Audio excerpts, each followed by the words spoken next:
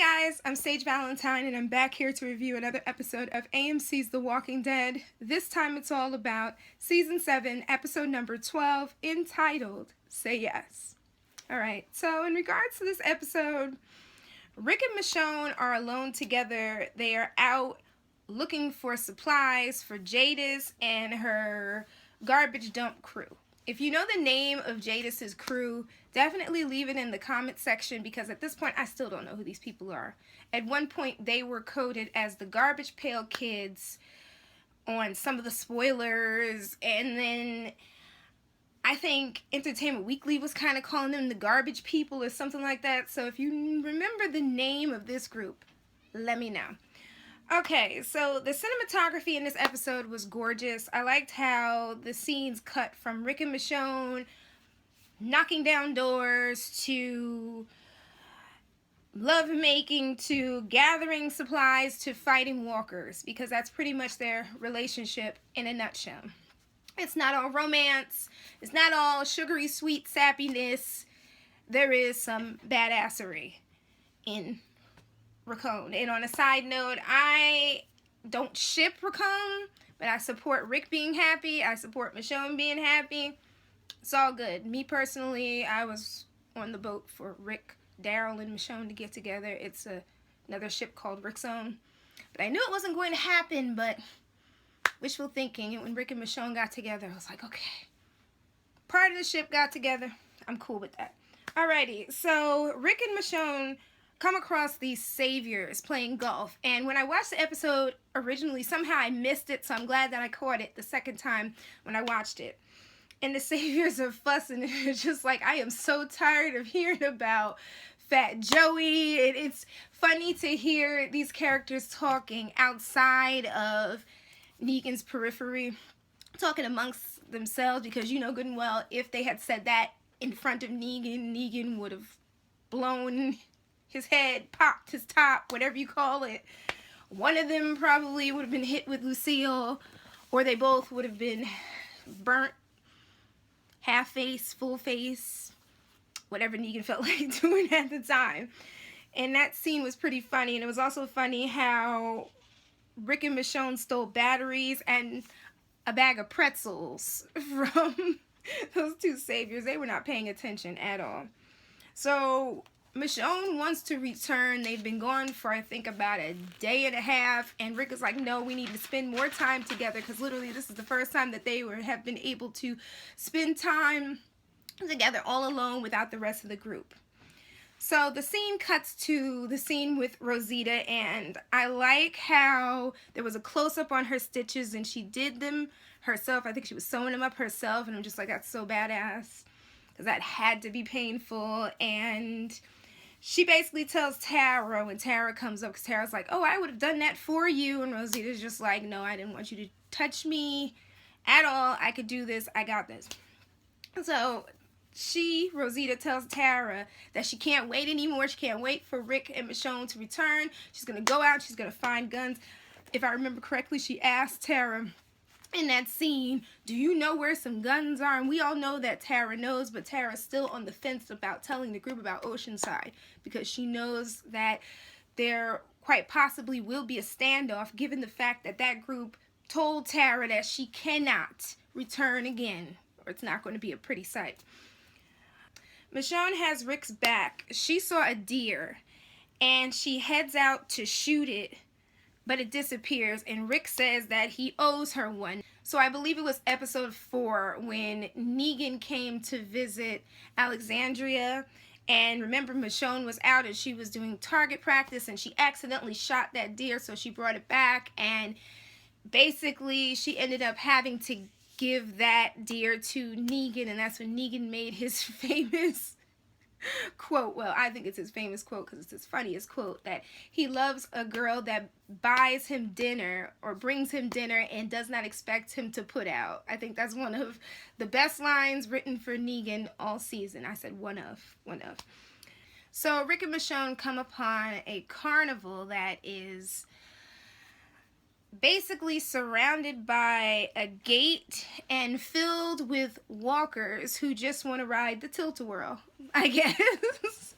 Eat some cotton candy or devil dog or corn dog or something to that effect. Either way, Rick and Michonne realize that these walkers have guns. I think they see one walker in particular that has like a high-powered rifle, and they're just like, ooh, this area has some serious guns. Let's check it out.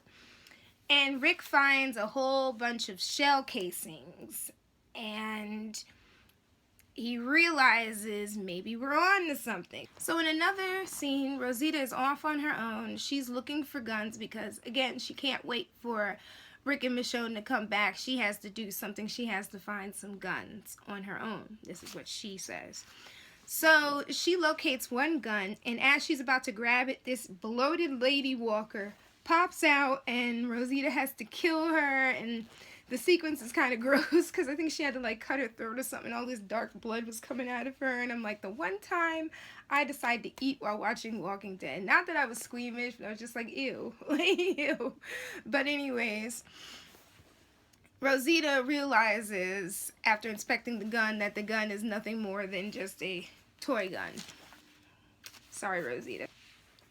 So Rick and Michonne realize that some sort of firefight has happened between this group of people that are now walkers and probably a whole nother group. Something happened some way, somehow, and I'm wondering what your theories are on what happened. Who did those carnival people do battle with? Was it the Saviors?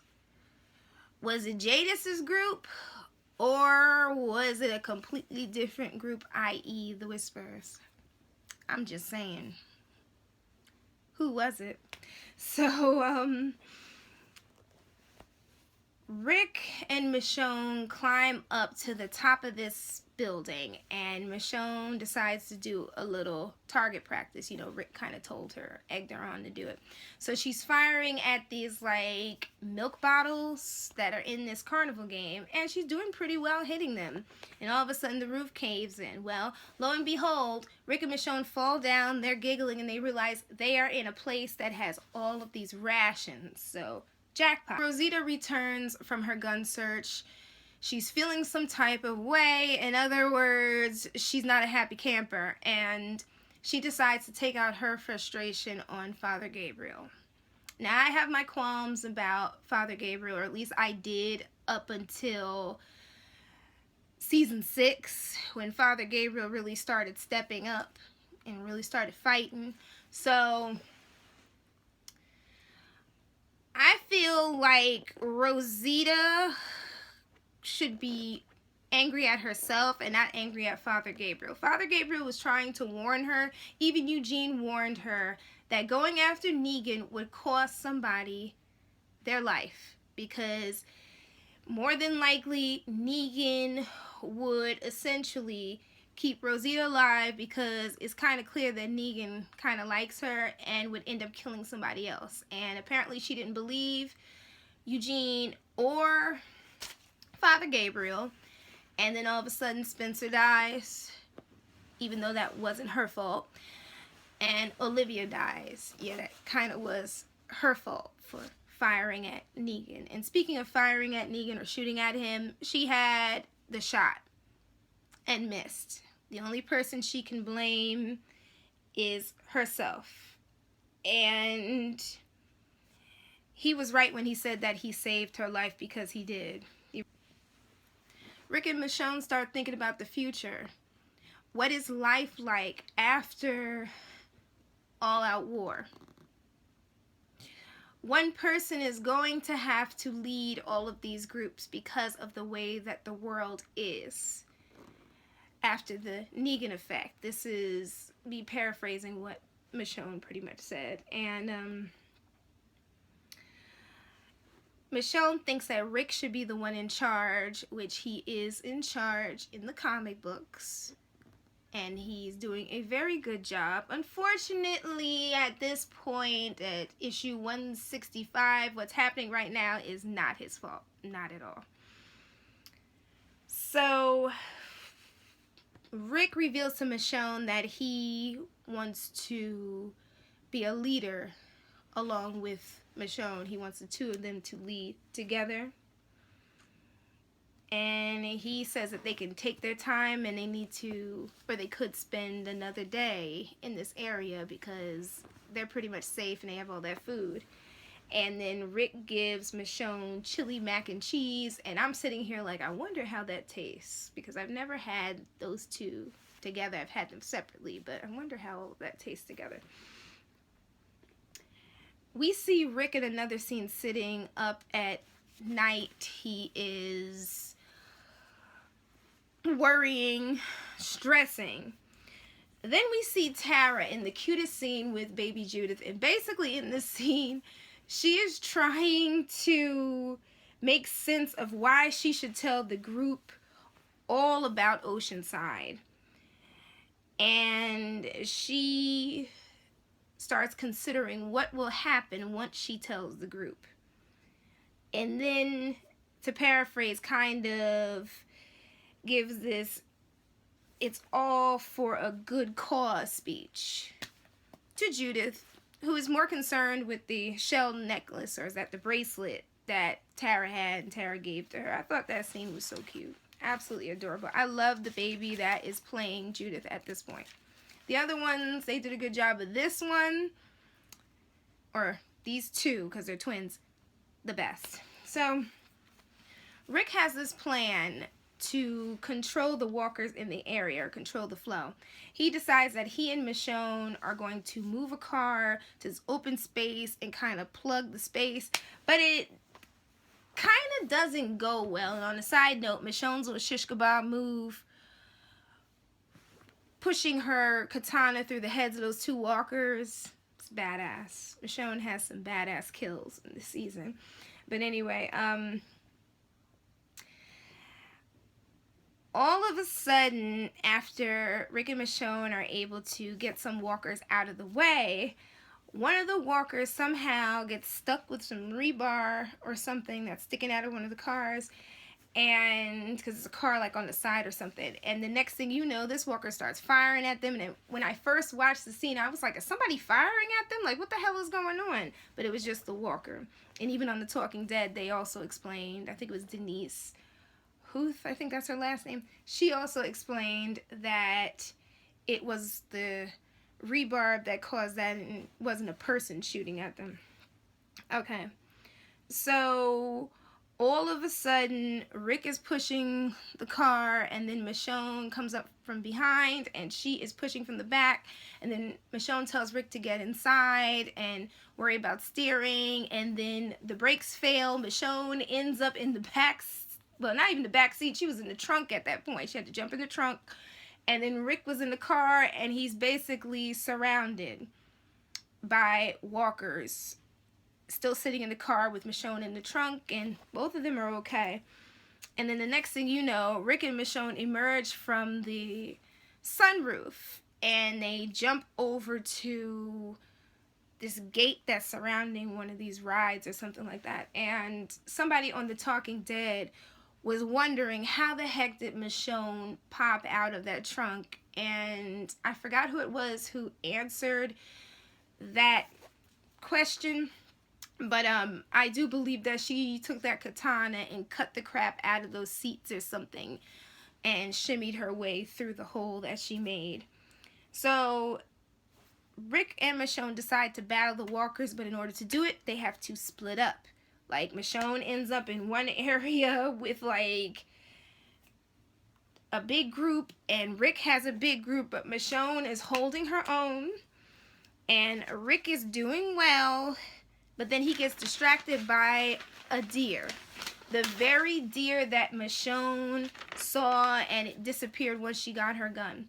So Rick damn near almost gets himself killed trying to get a good shot so he could hit that deer, and it would be yet another gift for Michonne to make up for the deer that she lost. Well, he basically positioned himself on like a seat or something, because it looked like it was like a carousel, not a carousel, but like a I forgot what it's called, that goes around like this. I can't think of it off the top of my head. And he basically falls. So for a moment it seems like Rick is in trouble. He fell down from that ride. It seemed like he was a goner. Michonne saw all of this unfold in front of her face, dropped her katana, just gave up. And that whole performance by Danai Gurira was epic. She did a fabulous job. From her mannerisms to her reaction, everything felt genuine. It was heartbreaking. So, all of a sudden, Rick emerges from, like, this thingy, which some people were calling a garbage can or something like that. Like, everything's okay. Rick is under the garbage can. So he emerges, he tosses Michonne her katana, and then they go back into battle mode, and they take down all those walkers. And Rick and Michonne end up gathering up the guns, and then they travel back with the van full of supplies. Michonne is heartbroken.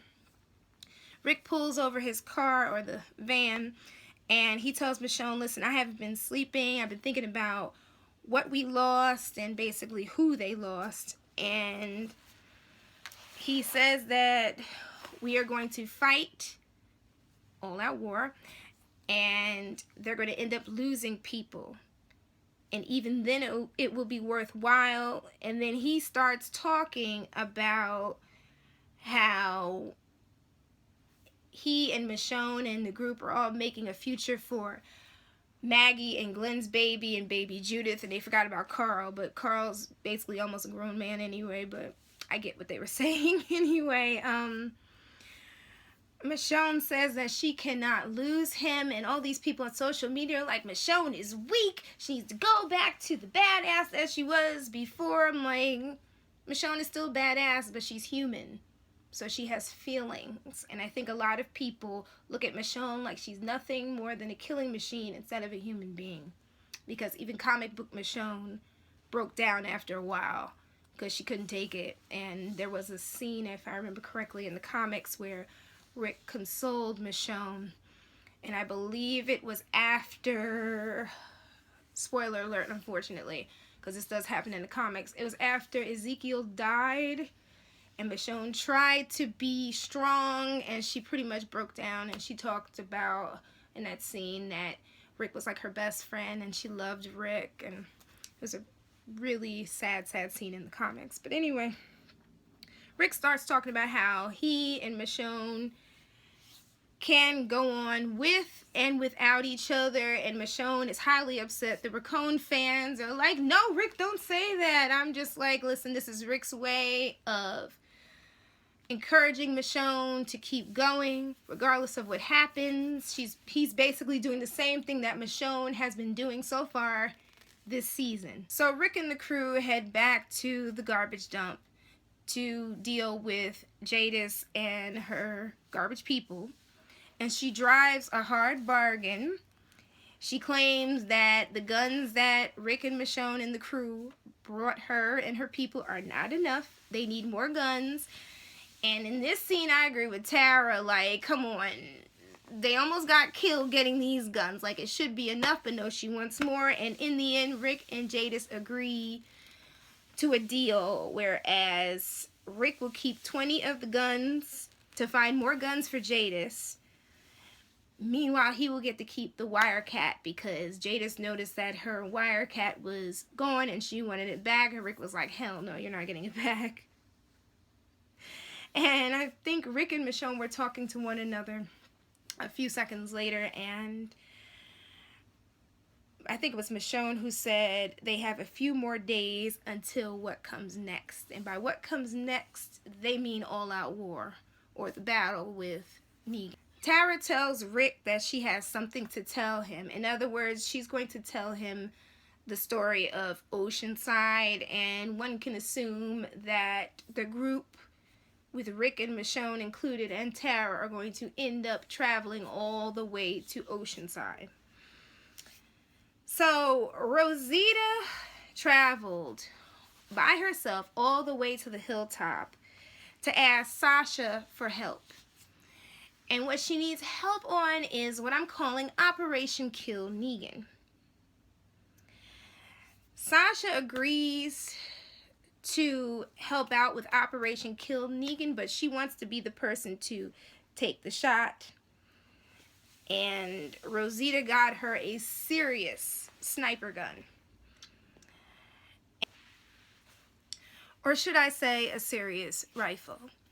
Now, Sasha and Rosita's Operation Kill Negan plan is similar to Holly's little vigilante trip to the sanctuary, where she commandeered a truck and, if I remember correctly, drove it into a barricade outside of the sanctuary and ended up getting captured by Negan. And we didn't see Holly again until Holly died. Now, this is my theory. People are going to disagree with me, but here goes. The fact that Sasha and Rosita are involved in this plan means that one of them is going to die. People believe that Sasha is going to die because of the spoilers, of which are circulating, that I don't believe. I will, quote unquote, believe it when I see it, because there are a lot of fake spoilers going around, and I'm not even going to pay them any mind at this point. I'm done with spoilers. Number 2, because Sonequa Martin Green was cast on the new Star Trek show for, I think it's Star Trek Discovery, for CBS All Access, that will be airing on CBS, obviously, simultaneously, and CBS All Access, the app. People believe that because she's on that show that she's going to die, and people have it in their heads that Rosita won't die because of Rosita's storyline. The problem is that Daryl's existence, no shade to Daryl or Norman Reedus, but Daryl's existence has changed a lot in this series. And by changed, I mean what happens in the comic books and how it plays out on the TV show. My thing is that I'm going to sit back and wait and see how everything is going to unfold, because I am more than sure that scene with Sasha and Rosita and Negan and his men is going to be crazy. And the third thing is, I already know that operation is going to fail. There is no way in hell they are going to be able to make it into the sanctuary without getting captured, tortured, and or possibly one of them killed. It is what it is, and it has to go along with the storyline. Now, will it be Sasha? I don't know. Will it be Rosita? I don't know. Again, I'm going to have to wait to see what happens, but like I said, Daryl's existence has changed a lot in this show. But thank you guys so much for being so patient with me in regards to my completion of these reviews. I do have 24 Legacy to catch up with, so 24 Legacy fans, stay tuned. I will be reviewing those. You all take care, and I can't wait to see episode 13. That's going to air in less than 2 hours, because it's all about Carol and the kingdom, and I'm all here for it. And for those who said that episode 12 was the lowest rated because of Rick and Michonne's romance, and because the episode was slow and blah, blah, blah, blah, blah, people forget that that episode was up against, I believe it was wrestling, and also the fact that a lot of people watch these shows via apps and DVR and so on and so forth. But anyway, guys, I love you all. Take care, and I'll see you guys here next time when I do my next review. So, bye, guys. Love you all. Bye.